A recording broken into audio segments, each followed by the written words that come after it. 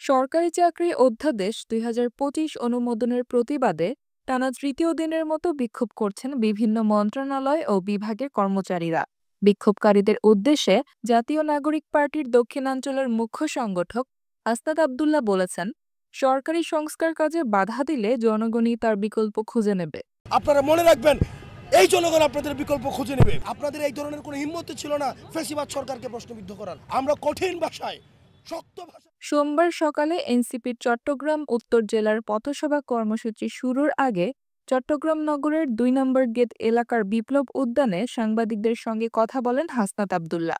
এ সময় এক সাংবাদিক সচিবালয়ে বিক্ষোভ নিয়ে তার মন্তব্য জানতে চান। জবাবে হাসনাত বিক্ষোভকারীদের উদ্দেশ্যে বলেন, ফ্যাসিবাদী আওয়ামী লীগ সরকার টিকে গেলে আপনারা ঠিকই পদলেহন করে চাকরি করতেন।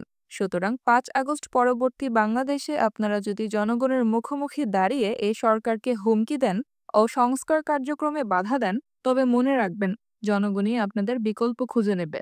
৫ আগস্ট পর্যন্ত আমরা দেখেছি, যদি হাসিনা না পড়তো, যদি ফ্যাসিবাদ সরকার টিকে যেত, আবার ঠিক কিন্তু আপনারা এই ফ্যাসিবাদী সরকারের পদলেহন করে, এই আওয়ামী লীগ সরকারের পদলেহন করে কিন্তু আপনারা আবার চাকরি করতেন। মানে এখন সচিবালয়েও।